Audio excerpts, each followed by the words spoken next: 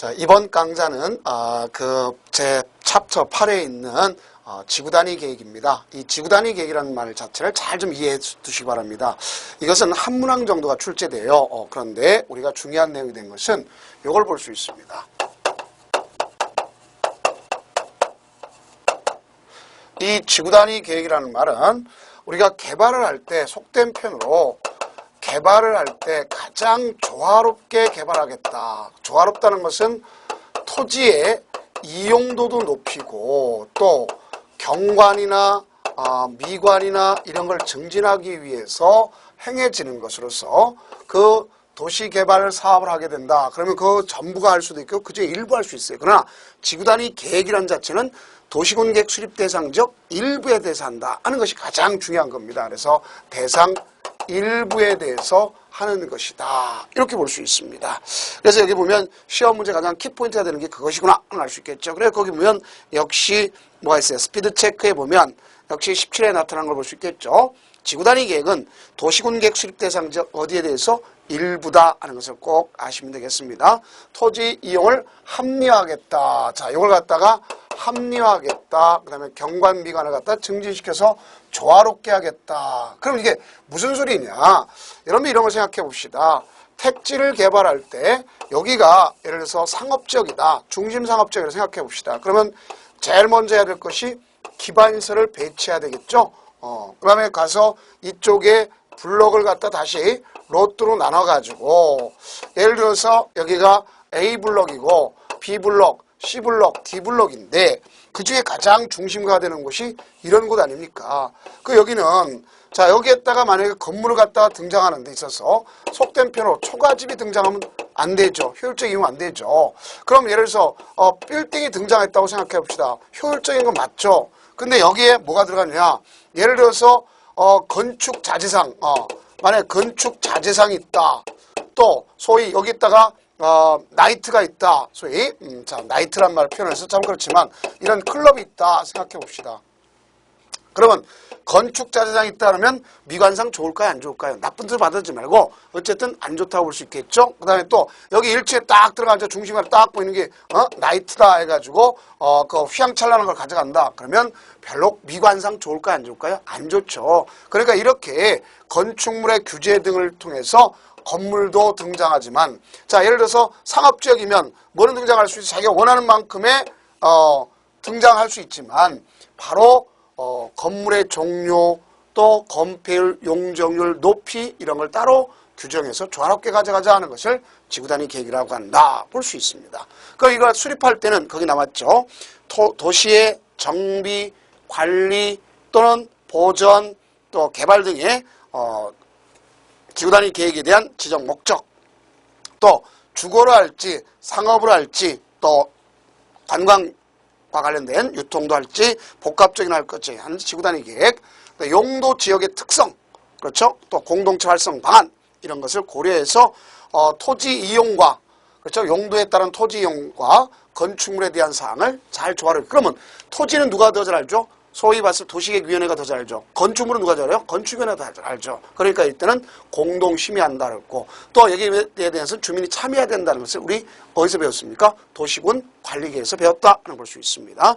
자, 그러나 이 수립 기준은 누가 정한다? 국토장관이 정한다. 이렇게 볼 수 있습니다. 그래서 용도 지역은 건축 규제를 일률적으로 규정하고 있지만 그 건축물 규제만 가지고 안 될 때에 조화롭지 못한 건물이 나타나 방지하기 위해서 하는 것을 뭐라 한다? 지구단위 계획이라고 한다. 이렇게 볼 수가 있습니다.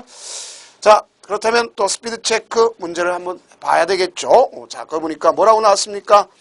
지구단위 계획 수립 기준은 시도사가 대통령이 정하는 바에 따라서 국토장관이 정한다. 그래놨습니다. 자, 여기 보면 시도사가 가져가는 것이 아니겠죠. 자, 그러면 뭐 볼 수 있어요?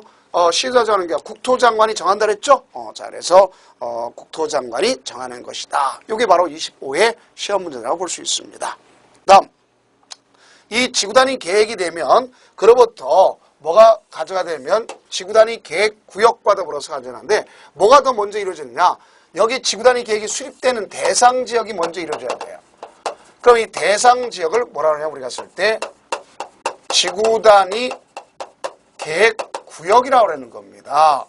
그 이 지구단위 계획구역이라는데 이 지구단위 계획구역은 전부일 수도 있고 일부일 수도 있어요. 그러면 자 지구단위 계획이나 지구단위 계획구역이나 둘 다 뭐로 정하는 거냐? 바로 도시군 관리 계획으로 정하는 것이다. 이렇게 볼 수 있어요. 그럼 이거는 도시군 관리가 정하니까 국토장관서부터 시장 군수까지 정하는 것이다 하는 것을 알 수 있으면서 이 기준은 역시 누가 정한다? 국토장관이 정하는 거다. 제가 그래서 여기 보면 누구까지도 할 수 있느냐? 수립은 누구까지 할 수 있다? 시장 군수까지도 할 수 있다. 이게 여러분들 특이한 것이다 하는 걸 볼 수 있겠죠. 그만큼 시장 군수. 그러면 과거에는 도지사가 했던 걸 시장 군수에다 넘겨줬다는 얘기는 위임했다는 거죠. 자율적으로 빨리 처리하라 이렇게 봤던 것을 볼 수가 있습니다.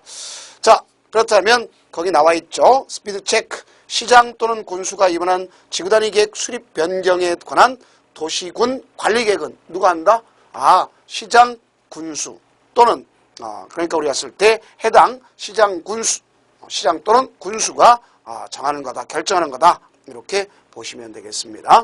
자, 그럼 지구단위 계획을 수립하기 위한 대상 지역을 뭐라 한다 그랬죠? 지구단위 계획구역이라고 한다 하는 것을 아시면 되겠습니다. 자, 그렇다면 여기 지구단위 계획구역은 전부일 수도 있고 일부일 수 있는데 이거는 도시지역 안과 바깥에서 두 군데에서 다 이루어질 수가 있습니다. 자, 그렇다면 우선 제일 먼저 뭐를 볼 수 있냐?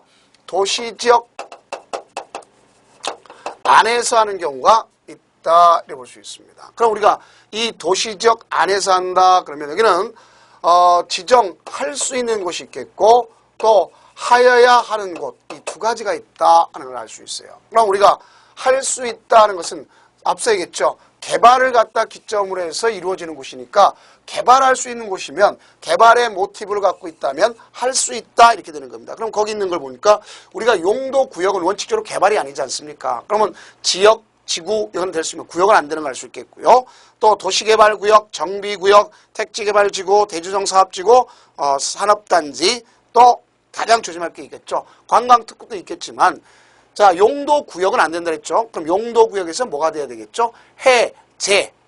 요게 포인트다 하는 것을 아시면 되겠습니다. 자, 또 하나 주의할 것은 수산자원보호구역은 아무리 해제돼도 대상이 되지 않는다. 볼 수 있겠고 도시지역 내에서 중요한 내용이 되는 것은 우리가 주거지역, 상업지역, 업무 같은 결합되어 있는 걸 복합적으로 한다든가 또 유유토지 어떤 도시에 예를 군부대가 있다, 이전해 갔다, 뭐 이사란 말을 표현했지만 이전해 갔다. 그래도 거기는 지구단위 계획을 수립하도록 이렇게 되어 있습니다.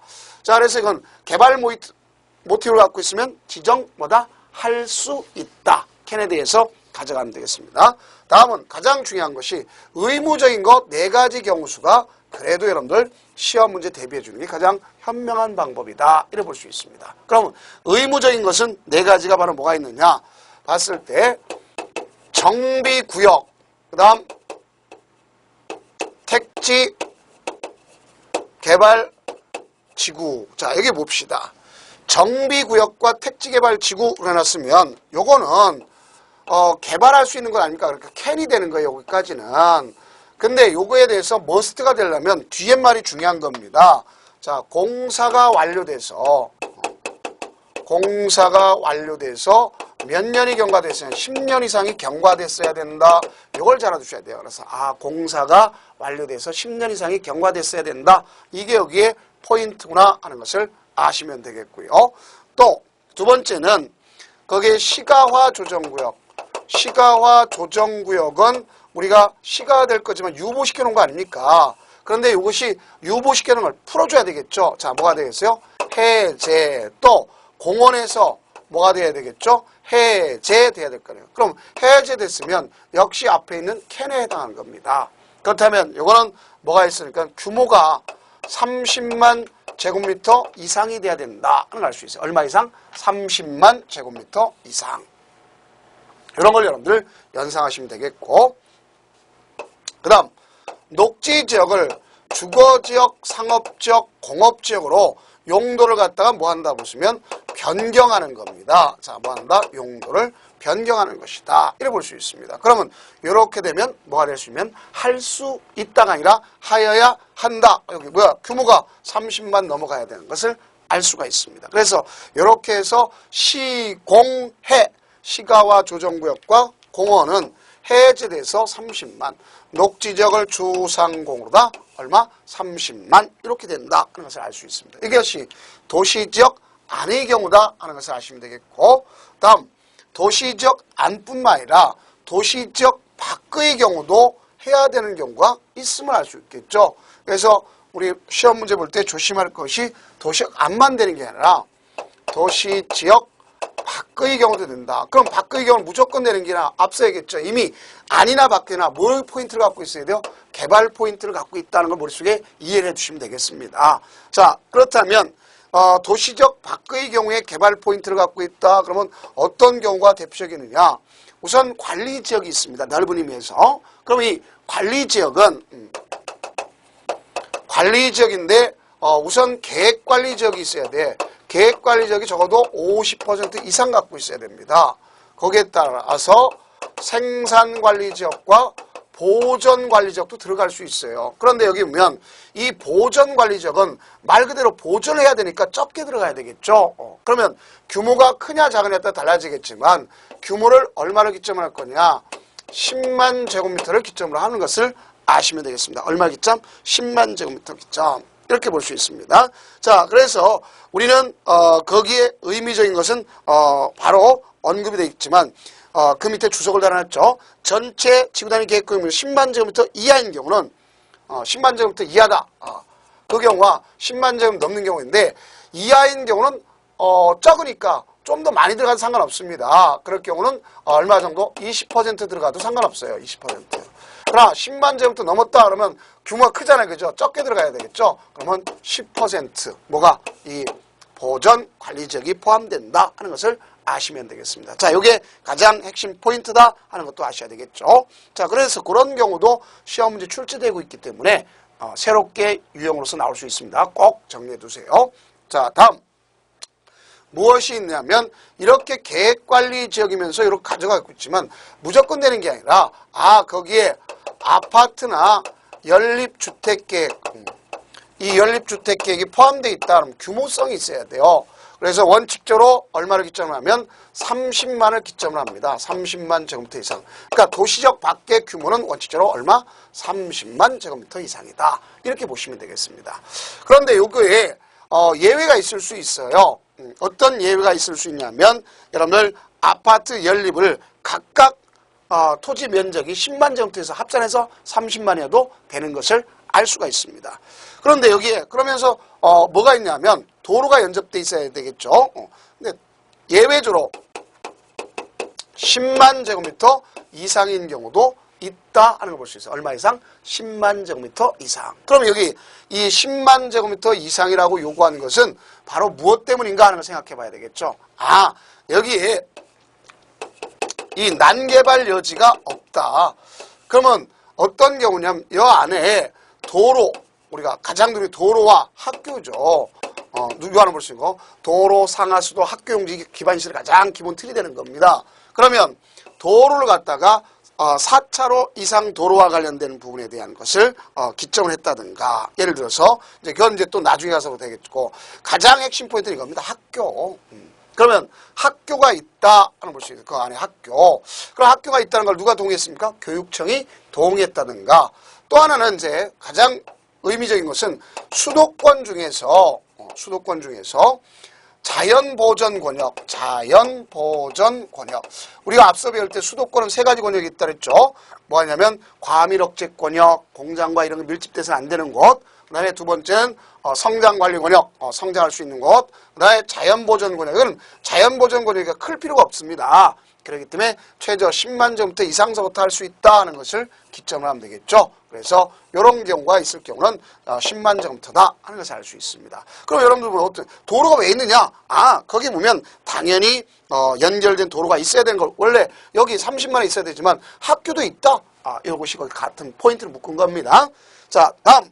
이 아파트와 연립이 필요 없다는 게 아니라 건설 계획이 없다면 여러분 대개 보면 우리가 수도권 바깥에 보면 물류창고들이 많이 있지 않습니까? 그 물류창고들이 얼마냐? 대개 3만 제곱미터 이상 되는 것을 알 수 있어요. 그럼 이들은 분명히 난개발이 되지 말아야 되겠죠. 그러니까 기반시설이 연결돼 있어야 됩니다. 환경을 저해하지 말아야 된다 하는 것을 아시면 되겠죠. 그래서 여기 기반시설이나 환경과 조화를 이루어야 된다. 이렇게 보시면 되겠습니다. 그러면 이렇게 되면 바깥에서도 뭐가 될 수 있어요? 지정할 수 있는데, 자, 두 번째는 이렇게 갖고 있다 뿐만 아니라 동시에 이 계획관리지역 동시에 뭐냐? 개발진흥지구. 그러니까 도시역 바깥에서 개발진흥지구다. 어떤 것을 조성하는 사업을 하는 거 아닙니까? 그럼 이때 그런 특정한 용도와 관련된 것을 볼 수 있습니다. 만약에 주거 개발을 하겠다. 그러니까 집단적으로 아파트 같은 걸 형성해서 살겠다. 그렇게 되면 이거는 계획관리 지역에서만 나타나는 겁니다. 이 중에서도 무슨 관리죠? 계획관리 지역에서만 나타난다. 그 다음 이 개발진흥지구 중에서도 산업이 있겠고 유통이 있어요. 이거는 계획관리지역, 생산관리지역, 그 다음 농림지역에서도 이루어질 수 있구나. 이렇게 보시면 되겠습니다. 그 다음 또 하나 있는 것이 바로 뭐가 있다 볼 수 있냐면 관광 휴양개발지구. 이건 도시지역 바깥에서 있는 것이구나. 이렇게 아시면 되겠습니다. 그 다음 마지막 하나는 바로 뭐냐? 용도지구의 행위제한 있잖아요. 그죠? 그러면 예를 들어서 고도지구가 있다. 그러면 그 고도지구 행위제한을 바로 해제해버리고, 이걸 해제해버리고, 그걸 대체하는 걸 뭐로 할 수 있냐? 지구단위 계획으로도 할 수 있습니다. 왜? 지구단위 계획에도 뭐 건축물의 최고한도, 최저한도를 규정할 수 있습니다. 그러니까 그와 같이 용도지구의 행위제한을 해제하고, 폐지하고 대체할 수도 있다. 이런 말 쓰는 거겠죠. 자, 그럼 도시지역 안과 바깥에서 이렇게 대상 지역을 뭐라 한다 그랬죠? 지구단위 계획구역을 대야 되는 거예요. 그럼 이러한 지구단위 계획구역이 됐다면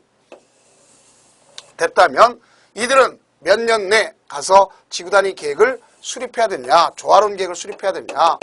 수립은 3년 내 수립하도록 되어 있습니다. 몇 년 내? 3년 내. 그 여하튼 3년 내 수립해야 되는데 3년 내 수립하지 않았다. 그러면 3년이 경과됐다. 그럼 어느 날? 다음 날, 3년이 경과된 다음 날 해제를 하는 거예요. 그러면 해제가 되면 결국 실효가 되는 건 마찬가지죠. 그렇기 때문에 해제 실효. 그러면 이를 갖다 고시해 주도록 돼 있어요. 왜? 다음 날 가져가니까 0시부터죠. 일반인들 알 수 있어요? 없어요? 없죠. 관심 있는 사람 빼놓고 알 수 없어요. 쉽게 얘기해서. 그렇게 연상하시면 되겠습니다. 자, 그렇다면 여기에 가장 중요한 포인트가 되는 것이 있겠죠. 자, 내용이 있습니다. 이 지구단위 계획에 포함되어야 될 내용. 그럼 이 내용은 몇 가지 정도가 있느냐? 그래 봤을 때 원래 8가지 내지는 9가지 정도 될 수 있어요. 그래서 여러분 기역서부터 지읒까지 돼 있죠. 자, 이 중에 가장 중요한 건 도시적 안이든 바깥이든 반드시 2개 이상이 반드시 포함돼야 될 것이 있습니다. 그럼 2개 이상이 반드시 포함될 것은 무엇이냐? 다시 이쪽으로 가봐요. 이와 같이 이것 개발하겠다 그러면 이 안에 뭐냐면 이와 같이 기반시설을 도로와 같은 기반시설을 배치 규모가 나와야 되겠죠. 기반시설의 배치 규모가 당연히 나와야 되는 겁니다. 자, 거기에 따라서 이제 구획해가지고 자, 뭐가 나왔어요? 여기는 어떤 건물이 등장할 수 있다 하는 것을 봐서 건축물의 용도를 규정하고 건폐율, 용적률, 높이를 규정해 주는 거예요. 자, 그와 같은 경우가 나타나는 것은 어디나 반드시 이루어져야 될 것이 2가지입니다. 그래서 기반시설과 건축물의 용도, 건폐율, 용적률, 높이 이거는 반드시 들어간다 하는 걸 볼 수 있겠죠. 그거 굵은 글씨 써놨죠? 자, 이걸 볼 수 있습니다. 그래서 요 내용이다 하는 것을 이해하시면 되겠고요. 다음 다만 고도지구는 이미 도시군관리계로 이미 최고가 정해졌잖아요. 그죠? 그러니까 지구단위계로 나눌 수는 없어요. 그것만 조심해 두면 이 문제를 풀 수가 있다 하는 걸 수 있어요. 자, 그렇다면 문제를 한번 보시면 되겠습니다. 자, 스피드 체크. 여기 20회 공인중개사 문제죠. 자, 첫째, 지구단위 계획에 의해 제2종의 일반 주거지역을 준주거지역으로 변경할 수 없다 그랬는데 X죠. 왜? 이 내용 중에서 용도, 지구, 지역은 세분할 수가 있습니다. 법이 허용하는 범위 내에서. 그러니까 자기가 새롭게 신설하는 게 아니라 허용하는 범위 내에서 할 수가 있다 이렇게 보시면 아, 이 문제는 쉽게 접근할 수 있지 않느냐 이렇게 보는 거죠. 그래서 아, 이런 내용이 여기에 해당하는구나 볼 수 있습니다. 자, 다음 이러한 내용을 가지고 아주 조화롭게 건물을 갖다 배치했다든가 높이를 규제했다든가 그러면 법 적용을 완화시켜 줄 수 있어요. 이런 내용을 갖췄으면 법 적용을 완화시켜 줄 수 있다. 그럼 그 법이 몇 가지 법이냐면 우리가 봤을 때 세 가지 법이 있구나 하는 것을 알 수 있어요. 그럼 세 가지 법이 바로 무엇이냐 그랬을 때 국토계획법에 있는 것, 그다음 건축법에 있는 것, 그다음에 주차장법에 있는 것, 이 세 가지를 갖다 완화시켜 주는 걸 보세요. 크게 보면 그러면 국토계획법에서 보면 건폐율과 용적률 높이 그런 것이 있는데 그 중에서도 특히 건축물의 용도, 건폐율, 용적률에 가장 기본적으로 두고 있습니다. 이제 높이 같은 건 따로도 있겠지만 어쨌든 그 중에서 요게 될 수 있다 하는 걸 볼 수 있겠죠. 그러면 되게 도시적 안과 바깥에 각각이 달라겠지만 도시적 밖 같은 경우에서 본다면 도시적 외의 경우는 건폐율은 150%까지, 그다음에 용적률은 200% 범위까지 완화시켜 줄 수가 있다 하는 것을 여러분들 이해하시면 되겠고요.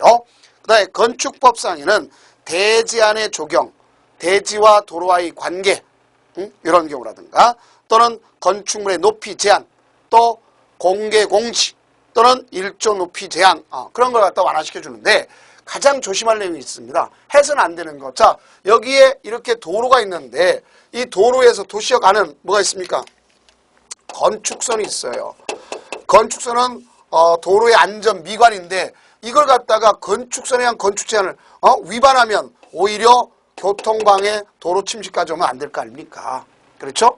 또 하나는 대지 분할을 제한하는 것을 완화시켜준다 그러면 너무 쪼개면 효율적 이용이 될 수 있어요? 없어요? 없잖아요. 그죠? 그러니까 대지 분할 제한 같은 걸 완화시켜서는 안 됩니다. 그 다음 위험 같은 걸 완화시키면 큰 인사사고로 이루어지겠죠. 그러니까 안전사고로 이루어지니까 그런 건 해서는 안 되는구나 볼 수 있어요. 또 우리가 저 어떤 도심지에는 되게 일방통행이라고 보행자 전용 도로 같은 걸 하기 때문에 뭐가 필요해요? 주차장 같은 걸 갖다가 주차 대수, 주차 기준 있죠? 그걸 갖다 완화시켜주고 있구나 하는 것도 아시면 되겠습니다. 다음 앞서 얘기했죠. 지구단위 계획구역이란 지구단위 계획 수립 대상 지역인데 그거나 지구단위 계획은 도시군 관리가 결정하는데 국토장관뿐만 아니라 기준은 국토장관이지만 거기서뿐만 아니라 누구까지 할 수 있다? 시장 군수까지. 몇 년 내 수립한다? 3년 내. 3년 내 수립하지 않으면 다음날 경과된 다음날 효력이 없어진다. 그러나 어찌 않습니까? 그래서 거기 내용에 이야기 한번 볼 수 있겠죠. 자, 그렇다면 왜 이와 같은 앞에서 조화롭게 가져가야 된다는 말을 썼고 왜 이런 문제가 여기에 제기되는가 하는 걸 것 같아. 토시를 다루는 것을 볼 수 있겠죠. 왜 건축물의 용도 제한을 할까? 건축물의 용도 제한을 할까? 만약에 주거지역에 인접한 상업지역에는 자, 예를 들어서 막건 그 장애 발매소들을 갖다 입지한다. 그럼 어쨌든 상업지역에는 등장할 수 있잖아요. 위락시설 갖다 등장할 수 있어요. 그런데 그러면 옆에 주거 환경을 완전히 해칠 거 아닙니까? 그렇죠? 그러기 위해서 바로 지구단위 계획으로 결정할 수 있게끔 하는 거죠. 그러니까 결국 지구단위 계획으로서 목욕장도 불허하면 등장할 수가 없는 겁니다. 그런 것들이 우리가 시험 문제에 출제되었던 것이다 하는 걸 같이 이해하시면 되겠습니다. 자, 그렇다면 이쯤에서 이제 스피드 체크, 그 다음에 이제 문제를 갖다 우리가 풀어보면 되겠네요. 자, 거기 보니까 13회 거죠. 13회 거 했더라도 왜 했는지를 잘 이해하시면 되겠습니다. 지구단위 계획구역의 지정에 관한 도시군 관리 계획 결정고시로부터 몇 년? 3년이 이내에 지구단위 계획을 수립하지 아니하면 3년이 경과되는 날, 어느 날? 다음 날 바로 지구단위 계획구역 지정은 효력을 잃는다. 효력을 잃지만 뭐는 해준다? 고시는 해준다까지 공부하면 완벽 대비다 라고 볼 수 있습니다. 다음은 그 기출문제를 한번 보도록 해봅시다. 기출문제 24회 공인중개사 시험 문제죠. 국토의 계획 및 이용에 관한 법령상 지구단위 계획구역에 관한 설명으로 옳은 것은 그랬습니다. 자, 1번 주택법에 따른 대지수성 사업지구로 지정된 지역의 전부에 대해서 지구단위 계획구역 지정할 수 없다. 아니죠. 대상 지역은 뭐가 될 수 있어요? 전부일 수도 있고 일부일 수 있다. 당연히 이렇게 돼야 되겠죠. 그래서 X. 다음 2번. 지구단위 계획구역의 결정은 도시군관리계획으로 하나. 자, 당연히 도시군관리계획으로 한다 그랬죠. 지구단위 계획구역이나 지구단위 계획 모두 공통적인 겁니다. 그러니까 하나, 지구단위 계획 결정은 그러하지 아니한다. 틀렸죠? 둘 다 똑같이 뭐라는가? 지구단위 계획으로 하는 것이구나. 지구단위 계획구역이나 지구단위 계획이나 도시군 관리계획으로 하는 것이구나. 이렇게 여러분들 이해하시면 될 것 아닙니까? 그 다음 3번. 지구단위 계획구역은 도시적이 아니더라도 지정할 수 있다. 오케이. 자, 봐요. 도시적 안도 있고 뭐도 있어요? 도시적 바깥에도 있구나 하는 것을 머릿속에 연상하면 아주 쉽게 문제에 접근할 수가 있구나 하는 걸 알 수 있어요. 그 다음 4번. 도시개발법에 따라 지정된 20만 제곱미터의 도시개발구역의 개발계획이 개발 사업이 끝난 후 10년이 지난 지역은 지구단위 계획구 지정한다. 아니죠. 틀렸죠. 자, 우리가 여기 도시적 안 중에서 캔이 있었고 머스트가 있었잖아요. 그러니까 머스트는 정비구역이나 택지가 돼서 정택이는 분명히 10년직이다. 공사가 완료돼가지고 10년이 경과됐어야 된다 하는 걸 아시면 되겠습니다. 그래서 역시 틀렸구나 하는 걸 아시면 되겠고요. 그 다음 도시지역 내에서 지정하는 지구단위 계획구역에 대하여 당해 지역이 정된 건폐율. 앞서 그랬죠. 국토계획법에 있는 건폐율, 용적률, 건축률 용도를 완화시켜주는 데 있어서 가장 기본이 되는 개념이 있구나 하는 것을 볼 수 있겠죠. 자, 그럼 그 내용이 무엇인지를 정확히 알면 되는 건 건폐율은 150, 용적률은 200 그랬지 않습니까? 그렇기 때문에 여기도 틀렸구나. 그럼 정답은 몇 번이란 걸 알 수 있겠어요? 거기 3번이구나. 그래서 자, 다시 한번 정리하면 지구단위 계획이란 말 자체를 잘 알아주는 도시군계획 수립 대상 지역 일부에 대해서 뭐로 한다? 조화롭게 하고 경관 미관을 증진시켜서 도시군 관리를 정한다. 누가 정하는 거냐? 국토장관, 시도지사, 그렇죠? 시장 군수. 자, 이때 기준은 국토장관이 정하고, 그럼 대상 지역을 지구단위 계획구역인데 전부일 수도 있고 일부일 수도 있고 도시적 아닐 수도 있고 바뀔 수도 있다. 그렇죠? 아닐 경우는 캔과 머스트지만 개발 모티브를 갖고 있어야 된다. 다 개발할 때 조화를 이룬 거다. 속된 표현을 잘 해야 된다. 이런 말 썼지 않습니까? 자, 다음 이때 아니든 바깥은 밖의 경우는 관리지역 중에 계획관리 50% 이상이고 생산관리, 보존관리는 10만 제곱미터를 기점으로 해서 10만 제곱미터 이상이면 10%, 미만이면 20%. 그래서 그만큼 보존해야 된다는 측면에서 나타난 것이고 아니나 밖이나 반드시 포함되는 내용은 두 가지. 기반시설의 배치 규모에 관한 대통령이 정한 거, 건축물의 용도, 건폐율, 용적률 높이 규제하는 거, 이런 것은 바로 우리가 환경을 조화롭게 하는 거겠죠. 토지 효율성을 이용해서 도시만복판에 여러분들 예를 들어서 건재산 같은 거서 재료 적치를 갖다 해놓으면 안 좋잖아요. 미관 같은 거. 또 상업지역이라도 주거지역 접한 곳에다가 막권 판매소나 예를 들어서 유흥가 같은 걸 등장시키면 안 되지 않습니까? 그런 것 때문에 지구단위 결정돼야 된다. 조화롭게 해야 된다. 그렇게 했다면 법 적용을 완화시켜주구나 하는 걸 볼 수 있겠고, 언제까지 하는 거다? 바로 시장 군수도 자기가 입안했으면 자기가 결정할 수 있는 것인데 3년 내에 해야 된다. 3년 내 안 했으면 3년이 경과된 어느 날 다음 날 효력을 잃는구나. 이렇게 우리가 가져가면 되겠습니다. 자, 그래서 요 단어를 마치고 다음은 이제 개발행위 허가에 대해서 나가도록 하겠습니다. 고생 많으셨습니다.